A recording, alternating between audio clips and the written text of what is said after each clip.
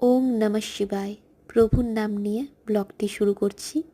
পুষ্প, বিল্বপত্র, দুগ্ধ, মিষ্টান্ন সমস্ত উপকরণই হাজির। প্রথম প্রহর লাগলেই শুরু করলাম মহাদেবের পুজো।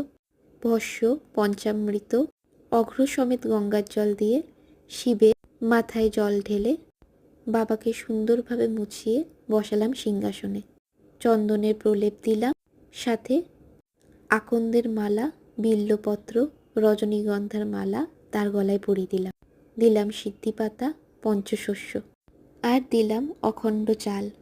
ধুতুরা গাছের কাঁটা ফল ও পুষ্প দিয়ে বাবাকে সাজিয়ে তোলা হলো। বাবাকে সজ্জিত করার পর বাবার কাছে মিষ্টান্ন নিবেদন করলাম। বাবার সবথেকে প্রিয় হচ্ছে সন্দেশ।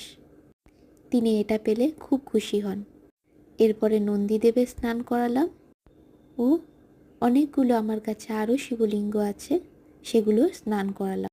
তারপরে তাদেরকে বসিয়ে আরতি সেরে নিলাম। পুজো করে মনটা ভরে গিয়েছে। পুজোর পরে ব্রতকথা পড়লাম, সাথে স্নান মন্ত্র, ধ্যান মন্ত্র ও বাণেশ্বর শিবলিঙ্গের প্রণাম মন্ত্র। বাবা সকলের ইচ্ছে পূর্ণ করুক আর সকলকে খুব ভালো রাখুক, এই বলেই ব্লগটি শেষ করলাম।